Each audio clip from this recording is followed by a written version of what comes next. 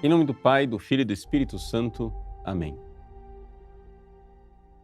Meus queridos irmãos, celebramos com grande alegria a memória de um santo brasileiro, São José de Anchieta. Você vai dizer, mas São José de Anchieta não nasceu no Brasil, ele nasceu nas Canárias, então ele é espanhol. Sim, mas veja, ele nasceu nas Canárias, logo jovem foi estudar em Coimbra e com 20 anos de idade estava aqui no Brasil. Mais brasileiro do que isso não dá. Ele, de fato, naquela época, século XVI, não dava para ser mais brasileiro do que isso. Ele veio para o Brasil e veio para evangelizar o nosso país e é verdadeiramente aquilo que nós podemos dizer o apóstolo do Brasil. Sem São José de Anchieta, eu acho que a história do nosso país seria muito diferente. Ele veio com os primeiros jesuítas, evangelizar o nosso país, mas com dotes extraordinários com os quais Deus o dotou. Ele primeiro tinha uma facilidade muito grande para as línguas. E é assim que ele, que já sabia espanhol, português e latim de uma forma exímia, aqui no Brasil ele começou a estudar a língua mais falada no nosso país. E não era o português. A língua mais falada no Brasil naquela época era o tupi. E ele estudou e dominou o tupi de uma forma tão extraordinária que, em pouquíssimo tempo, ele escreveu a gramática do tupi. O primeiro livro, a primeira gramática usada para estudar tupi no mundo foi feito por São José de Anchieta. E foi assim que, aprendendo a língua dos índios, ele começou a evangelizá-los. Ele escreveu pequenas peças de teatro, catequeses, fez todo o possível para a evangelização dos índios. Mas, sobretudo, o que nós não podemos deixar de colocar aqui é o fato de que São José de Anchieta evangelizou o nosso país com a sua santidade. Porque nós estamos falando aqui de um santo de uma enorme grandeza. Veja, é admirável que um santo com tanta virtude e com tantos milagres tenha sido meio que deixado ao longo dos séculos somente como o venerável Padre José de Anchieta. Até que finalmente, com o pontificado de João Paulo II, ele foi beatificado e tornou-se o Beato José de Anchieta. E agora, com o Papa Francisco, finalmente São José de Anchieta. Mas já estava tarde, né? Porque a santidade de São José de Anchieta é uma coisa extraordinária. Ele, humilde como era, ele formou uma geração inteira de jesuítas, sabendo que os seus alunos iam sendo ordenados padres e ele ficando para trás. Porque ele não tinha tempo, tinha que dar aula e terminou que ele não foi ordenado. Ele só foi ordenado já mais velhote, todos os seus alunos foram ordenados antes dele, e ele, com toda a santidade dele, aceitou humildemente permanecer como um simples irmão. E foi como um simples irmão que São José de Anchieta mostrou a sua grande virtude da pureza. Naquela época, no Brasil havia um conflito entre os portugueses e os franceses. Mas o fato é que esse conflito entre os portugueses e os franceses era quase que um conflito por procuração, porque quem guerreava mesmo eram as tribos indígenas. Então, como os franceses estavam aliados com os tamoios, o padre Manuel da Nóbrega, que era o provincial dos jesuítas naquela época, junto com o irmão José de Anchieta, se decidiram se apresentar como reféns dos tamoios para com eles negociar a paz. Agora você imagine a coragem desses homens. Se apresentaram como reféns para um bando de índios selvagens, agressivos, que eram da parte do inimigo e não somente, eram canibais. Ou seja, São José de Anchieta foi e ali ficou com o padre Manuel da Nóbrega. Por várias vezes eles sofreram ameaças e por pouco não escaparam de serem martirizados.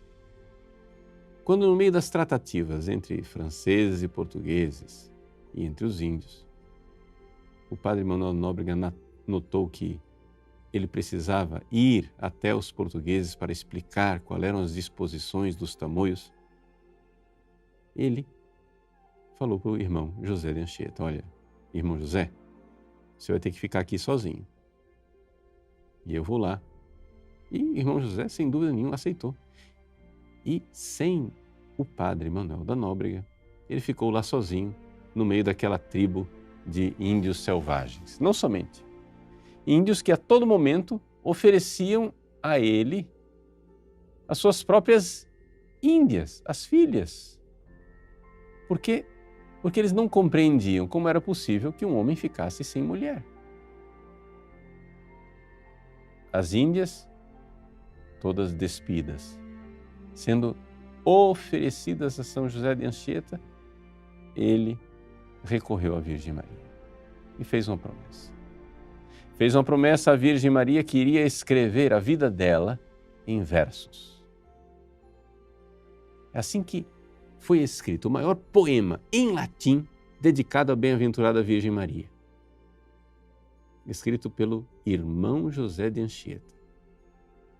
O irmão José de Anchieta, com a sua mente prodigiosa, ia escrevendo os versos e guardando na memória, porque não tinha papel para anotar. E o poema alcançou quase 6.000 versos. Você sabe o que é você decorar 6.000 versos? Diante daquela piedade, daquele amor à Virgem Maria, daquela pureza, da castidade. Ele entregou a sua castidade à Virgem Maria. Os índios toda vez ameaçavam o irmão José e diziam: olha, dá uma passeada por aí, olha para o sol, porque vai ser a última vez, porque nós vamos matar você. O irmão José de Anchieta, cheio da confiança em Nossa Senhora, disse: não, eu sairei vivo, porque Nossa Senhora me prometeu de que eu iria sobreviver para publicar a vida dela em versos latinos. Eis aí a proteção da Mãe Bendita para com esse grande santo, grande apóstolo do Brasil e, claro, um exemplo heróico de virtude, de pureza e de castidade.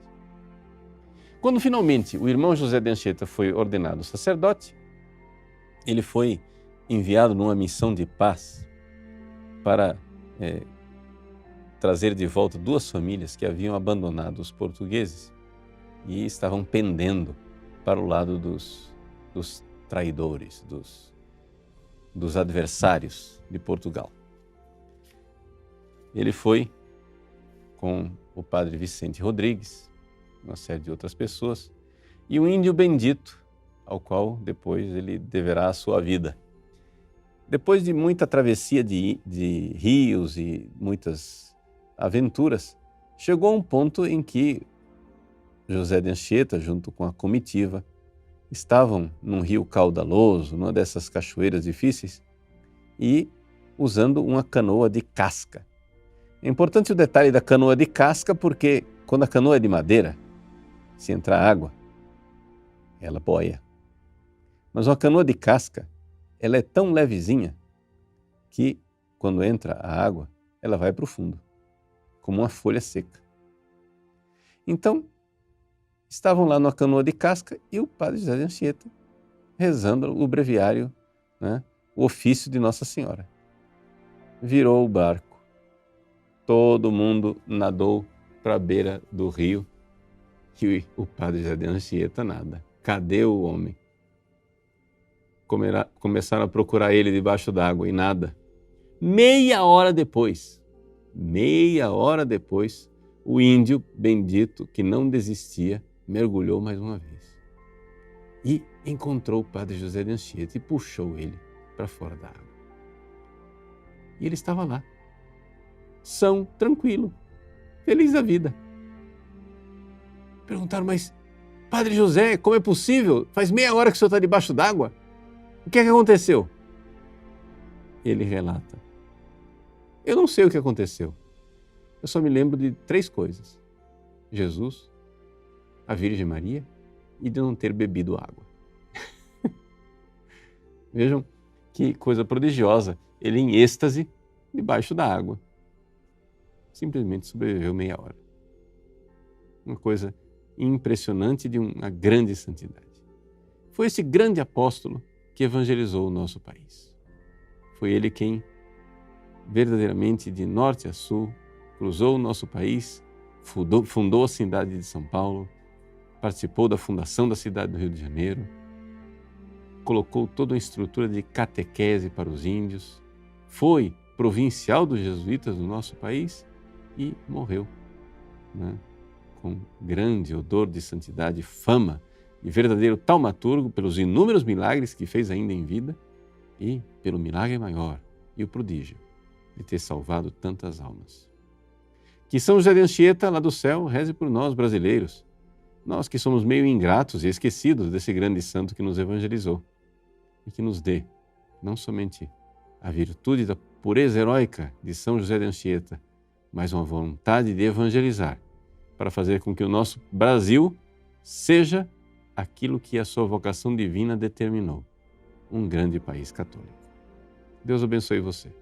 Em nome do Pai, do Filho e do Espírito Santo. Amém.